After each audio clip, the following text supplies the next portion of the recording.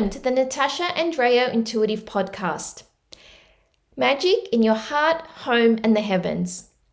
I thank you for being here for the very second episode. In the first episode, I discussed the Kybalion, written in 1912 by the three initiates, based on the Hermetic teachings dating back to 5,000 years ago. Now, the Kybalion is premised on the theory that there is an intelligent thinking substance that pervades all space and time. And by coming into harmony with this intelligent stuff, you can, to a certain degree, control what you manifest in your life.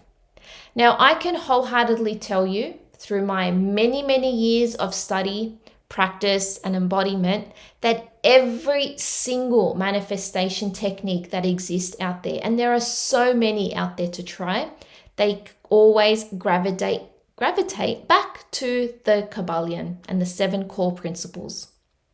Now, the Kybalion is written with the assumption that you have a creative method of thought. And so the 7 principles are guiding you, and each one intertwines with the others. When taken together, these concepts comprise a tool that will help you to navigate life more successfully. And this will also sharpen and clarify your understanding of how to become a powerful creator in your life, because we are all manifesting all the time. You are manifesting the good, the bad, and the beauty. I don't like to use the word ugly. What we've done in this particular podcast episode is I have basically broken down the 7 principles, and I ask you one key question in order to help you cultivate a stronger relationship with not only your surroundings, but with your own mind. Now, the 7 core concepts of the Kybalion are mentalism, correspondence, vibration, polarity, rhythm, causation, and gender. And the first particular concept is mentalism. Now, I'm going to say that this is probably, not that we can have favorites. It's like your favorite child or your favorite bunny, your favorite pet. There's no such thing. But mentalism is really important. Now, I'm going to ask you to finish off my sentence. And I know you can do it, even if you're half asleep. The answers are going to come to you without you even having to think. Are you ready? Okay, here we go. Money doesn't grow on, well done, trees. Next one, finish this sentence. Money is the root of all, even better, evil. And lucky last, ready?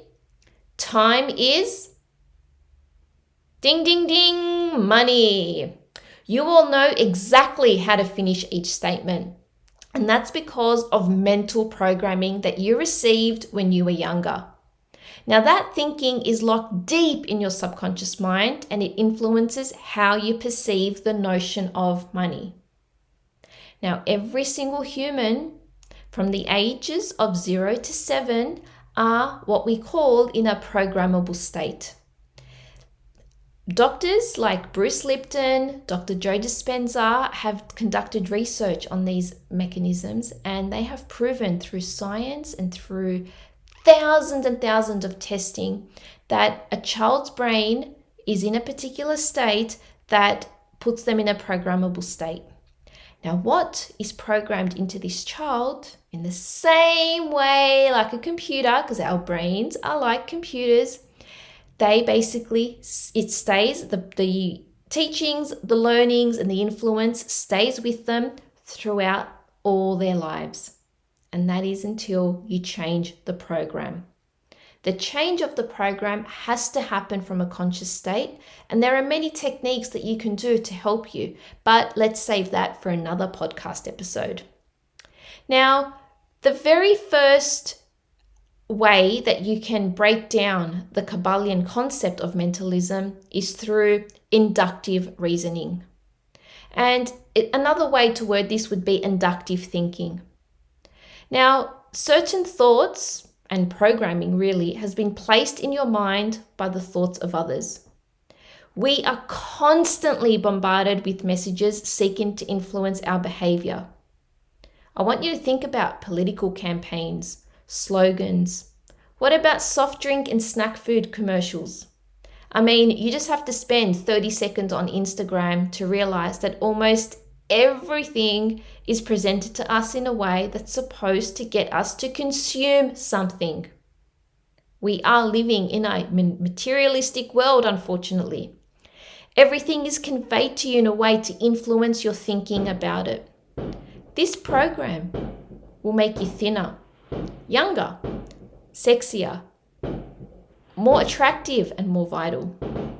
And these are examples of others trying to inductively influence your thinking for the benefits of themselves, or the company, or the brand, or whatever the fuck they're trying to sell you. It may not be necessarily for your benefit. And the thing is, we get sucked into these. How many times have you bought something because you were influenced by it at a subconscious level? Because half the time we're not consciously aware of it, only to regret it later. I mean, you just have to walk into people's homes to realize how much clutter and things that they have. And the thing is, we're living in a world where we're made to believe that we need more things to be happy. I mean, I have consciously stopped myself from doing this, and so I love having clear and open spaces, especially in my home. I think this is one of the most empowering things you can do. Now, the second way that mentalism works is through deductive reasoning. And the best way to counter the inductive thoughts from others is to learn to think deductively. For yourself, of course. What's in your highest and best interest? Once you determine that, you want to act in a way, the direction of your goals and desires. So mentalism is the key, core and primary Kybalion core concept. The message is that you can think for yourself in a way that allows you to design and transform your life into whatever you can visualize it to be. Now, I want you to think about this question. This is the first question for you, and this is a bit of homework for you. What do you believe is the highest and best version of yourself? I want you to really visualize this. And it's not so much a technique where you go, well, where am I in 1 year's time? Or how about thinking, what is the best version of yourself? And then work backwards. What decisions is this person making? Where are they spending their time? Who are they spending their time with? If right now your life does not align with this, then sorry, not sorry, things need to change. The second Kybalion concept is correspondence. Now, I want you to imagine a stairway that leads from the basement of a building all the way to the roof. Let each step along this staircase represent a thought. The stairs in the basement are associated with disempowering emotions like hopelessness, depression, fear, despair, grief. As you move up to the first floor, the stairs symbolize slightly higher feelings: blame, discouragement, doubt, and worry. We're up to level 2 now, and the corresponding sentiments are boredom, contentment, pessimism. Yet another level closer to the top of the steps represent optimism, hopefulness, and belief. And then finally, we are at the rooftop, and the treads stand for passion, appreciation, joy, love, and gratitude. Each step abuts the one above and the one below. They all correspond. You always have a choice of going up or down. And the thing is, sometimes we think that we are our thoughts and our feelings. And this, I'm sorry, is causing more harm than good. You are not sadness. You are not depression. You experience sadness and you experience depression. But society now, a lot of people, I see it in young people and old people, that you are identifying yourself and you're pigeonholing yourself by putting yourself in a particular category associated with your feelings. I want you to gain the insight into the power of the emotional scale. And I want you to have the power, because you have a choice. Which staircase or step are you in? Because the power is always yours. My question for you is, hint, your homework. Are you climbing higher or lower? And the thing is, we know exactly what it is that makes us feel higher or lower. We know the type of people in our lives and in our circle that are either bringing us up or pulling us down. If you have people in your life that are pulling you down, then I'm going to say this to you. These people are not right for you, because your body understands this and your body will react a certain way to these people. You need to stand up for yourself, because saying no to others means saying yes to you. So I really want you to think and reflect on this. The next Kybalion concept is the principle of vibration. Now, every thought and feeling has a corresponding vibration. There are many, many examples in our world today of people who expect the worst. I personally know people who are convinced that every time they go to the doctor, something terrible will be told to them. Eventually, it does happen. And this has nothing to do with age. This has nothing to do with genetics. The Kybalion suggests that this predominant belief was that every time you think something bad is going to happen, that it will. You are basically broadcasting from your mind. You're transmuting a thought to the universe, and that vibration is one of disease or ill health or poverty or lack or scarcity. The disease simply responds to the vibration, and it's working backwards there. And this is only one example of how this works. Now, I can tell you in my personal life, last year, Nick's car was stolen. Now, for those of you that know us and know us well, you would know that this wasn't just any car. It was the car, the heart, the soul of everything that meant anything to him. He had his car for nearly 10 years and it was his baby. Leading up to the incident of the car being taken, he was obsessed with overprotecting the car. He would make me park my car diagonally across the driveway, and when I would ask him why, he would say, because I don't want it to be stolen. When he would lock the car, he wouldn't just lock it once, he would lock it 3 times to make sure that it was locked. He would check on the car before he went to bed, just like a baby. And all of these thoughts put out a frequency to the universe: take me, take me, take me. Now, I'm going to say this to you. I want you to think about your life. When have you ever had recurring thoughts about something going wrong and then it happened?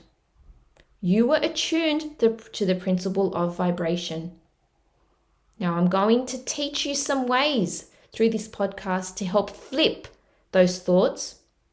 And you have to retrain. The key word here is you have to retrain your mind into believing the good. You literally need to train yourself, okay? Because unfortunately, being negative feels more familiar to us, and the mind loves what is familiar. So what are your predominant thoughts? By changing the mental vibrations that occupy your thoughts, you can attract anything into your life. Whatever is vibrating on the same frequency that you are putting out is what you are going to draw into your life. If you're always frustrated by how hard you work and how little money you make, then that's what you'll attract more of. Now, I can tell you in my life, whenever I have either applied for a particular role or leading up to our wedding or buying our house, through all of these big life events, I always expected the best. I literally put my frame of thought and I emitted a vibration that was always, yes, we are going to get this. If ever I had a doubt, it never worked out. Now, I'm talking about making decisions with big things, but this also applies to little things in life, right? You can, put it this way, anytime I buy a lottery ticket, I always expect to win. And guess what? I always do. Last week, we had $89.75 win in our lottery ticket. We won $50 in scratchies, which is really like, I'm used to the $2, $5 wins, but last week we had $50 just in scratchy tickets, right? Now, I'm obviously not putting out a big enough frequency to win the jackpot yet, but when I actually buy a ticket, I'm always expecting to win. And I tell the person that I'm buying the lottery ticket from, I'm going to see you next week and I'm going to be collecting my winnings. And they always laugh because they think I'm joking, but I never am. Nick rolls his eyes at me, but it works. So train yourself. Do it with little things. Practice with little things. Start emitting a particular vibration and you will get the result that you want to attract. Now, my question for you regarding the third principle is, what are you transmitting as your predominant thought? And some of this has everything to do with intention. Don't just buy things, for the sake of it. Don't just make decisions for the sake of it. Your thoughts are going to come clear to you in your way of reality. The next Kybalion concept is the concept of polarity. Now, how would you understand cold if you have never experienced heat? Could you ever perceive light if you've never been in total darkness? I'm going to assume probably not. The same is true of emotional states like love and hate or happiness and sadness. Think of the example I mentioned earlier regarding the emotional stairway to understand this principle. The emotions on the roof are the polar opposite of those in the basement. And it's impossible to have one pole without its opposite. Poverty and prosperity are opposite poles of the same thing. What this means is that going from poverty to prosperity isn't a quantum leap. It's just sliding along a scale, which is much easier for you to grasp. Now, you have a choice. And what separates humans from everything else in creation is our gift of free will. You get to choose what you think about, and it's up to you whether you concentrate on what you want and desire or on what you despise. It's not easy, but by choosing what you concentrate on, you can consciously move up the stairway or down if you build an altar to your negative emotions. And obviously we don't want to do that, but how many times have you built an altar towards negativity? Because you focus and you dwell and you are on this wheel that you cannot get out of. Now just know that whatever you allow your mind to dwell on is what you are calling into your life. And I think this is why some people might be startled by this, because if I was sitting here talking to someone that is very sick, or someone who just lost their job, or someone who has just broken up in a relationship, and you told them you created this, it is going to be hard to hear.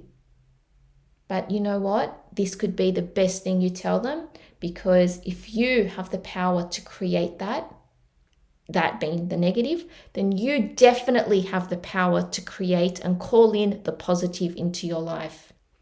I've mentioned to you in the previous episode, anytime one of our bunnies gets sick, I tell myself, if I had the power, if my thoughts created their illness, then my thoughts can create their wellness. And it happens because I am literally putting energy out there towards their wellness and health instead of fixating on the negative. And I have some pretty crazy stories regarding this that I may or may not mention. But I think the one that comes to mind would be only last month, one of our bunnies, Mosaic, woke up and she didn't run for her food.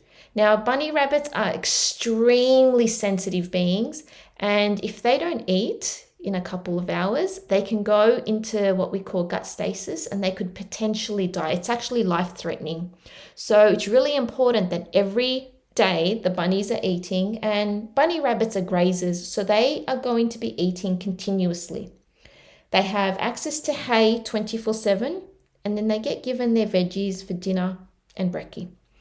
Now, on this one particular morning, Mosey didn't run for her food.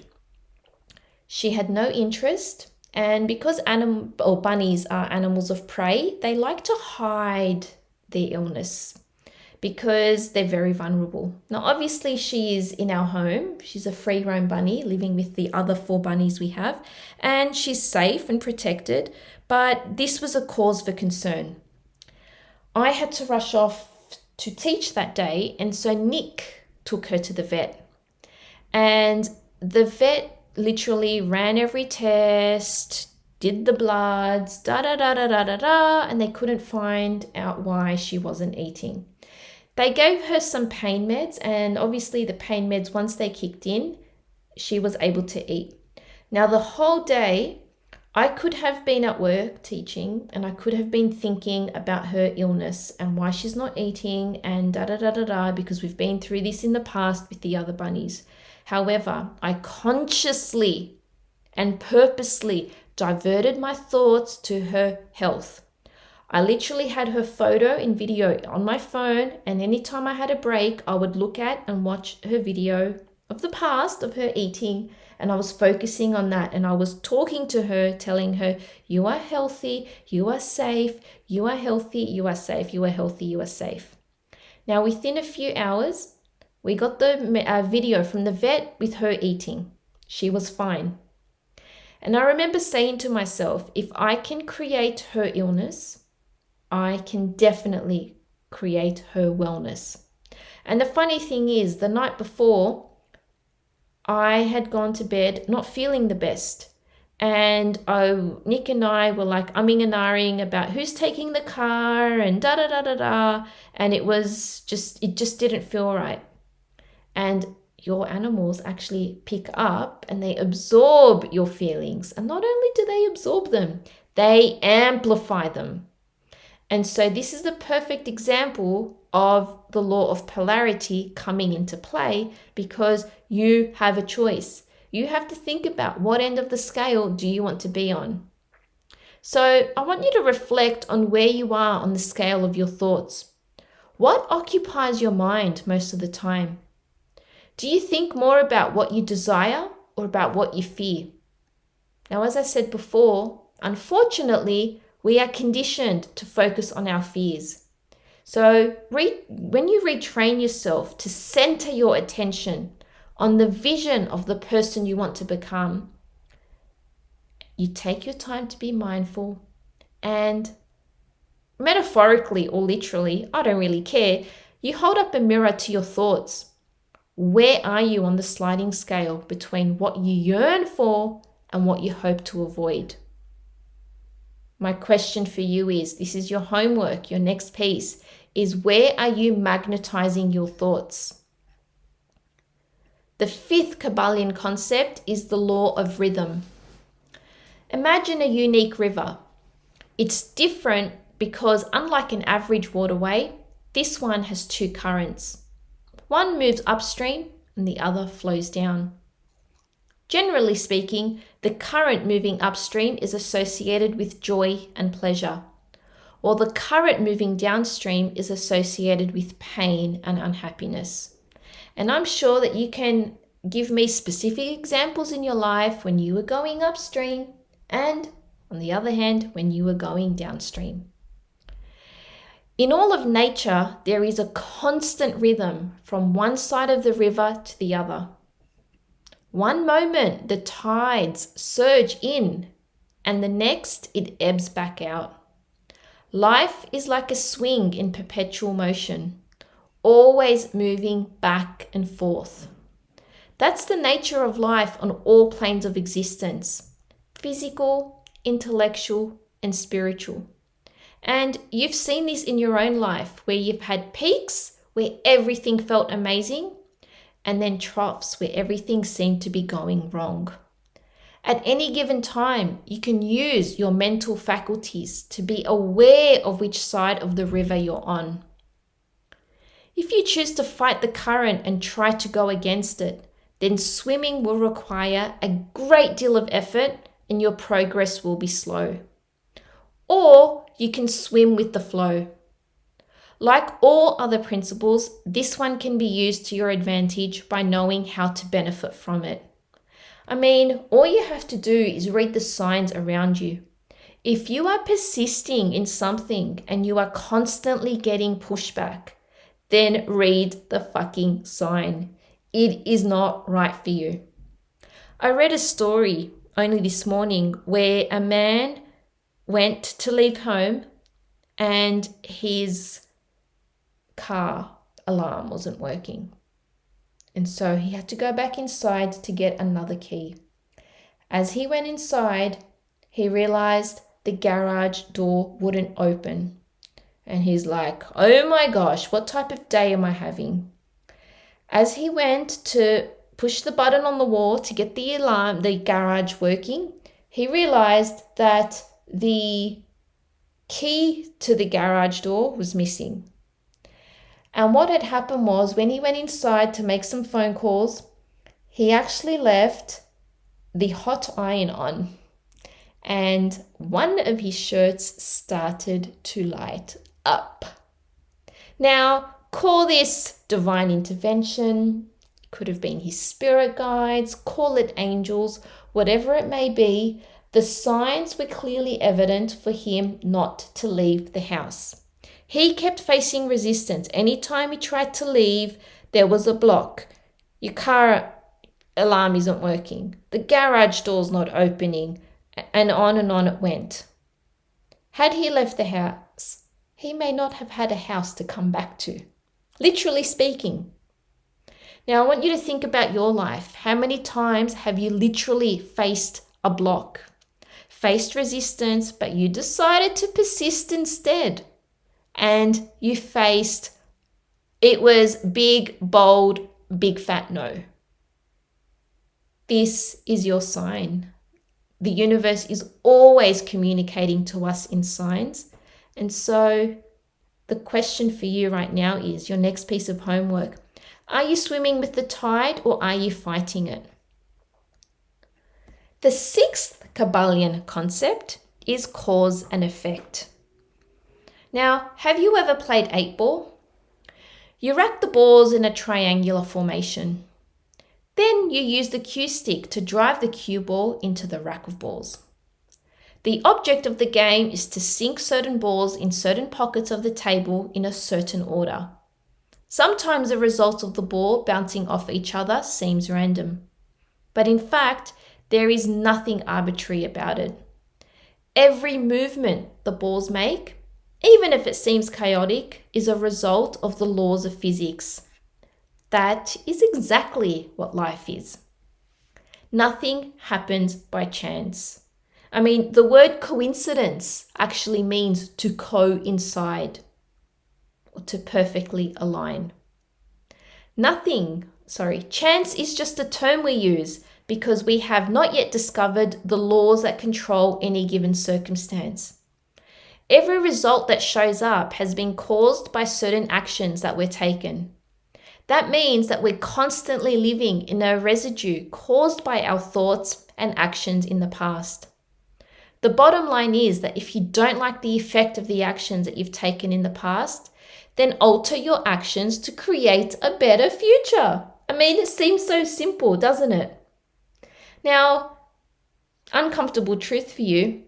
If you are uncomfortable, or not happy with or discontent with a situation, a relationship, an outcome, your circumstances, your finances, your health, then whatever it is that you are doing is clearly not working. If you keep doing it, as Einstein would say, you are going to go insane believing that you're going to get a different outcome. Something has to change. Because if it was working, you would have the answers that you desire. So my question for you is, homework time.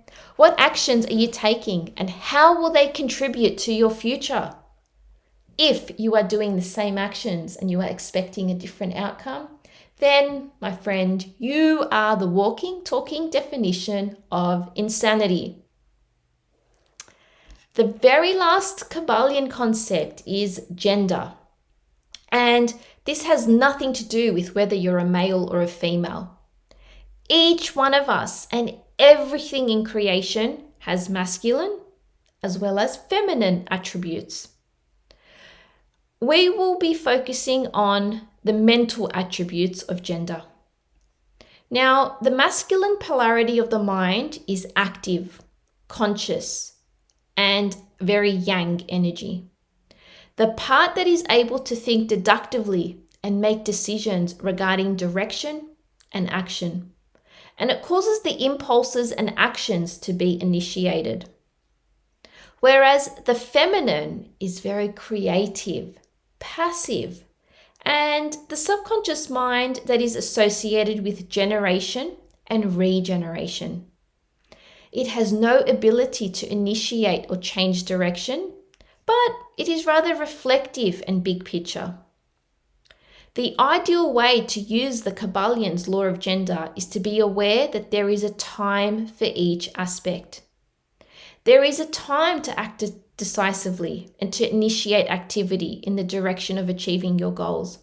And equally vital is the need to balance the active polarity with the passive. To reflect and take measure. To consider whether course corrections are advisable or not. So the last question or homework piece for you is, when should you exercise the masculine and when the feminism? Feminine, not feminism. I don't know where I got that from. Now, I'm going to reiterate or summarize the 7 questions or your 7 pieces of homework. And I really, really want to encourage you to reflect on these. You might like to journal on them. I'm a big lover of journaling because you actually get a shift, you get a response, you get answers sometimes. The first question is, what do you believe? Second question, are you climbing higher or lower? Third question, what are you transmitting? Fourth question, where are you magnetizing your thoughts? Next one, are you swimming with the tide or fighting it? Second last question, what actions are you taking? And the very last question for you is, when should you exercise the masculine and when should you exercise the feminine? And so I hope you have a better understanding of how the Kybalion, oh my gosh, where are my words? How the 7 Kybalion concepts can be reflected, practiced, and embodied in your life. If you would love to learn more about this, you might like to consider some spiritual mentoring with me, because I like to work one-on-one with my clients and literally apply these principles in their life. I have personally experienced some amazing manifestations in my life, big and small, and I can attribute it to actively, purposely, and definitely applying these principles. I started small and I started building my confidence to work my way up. And I want to help you do that. I really want to thank you for tuning in to my 2nd podcast episode. It would mean the world to me for you to download this podcast, follow my page, and also share it with your friends and family, because I intend on spreading this information like a wildfire.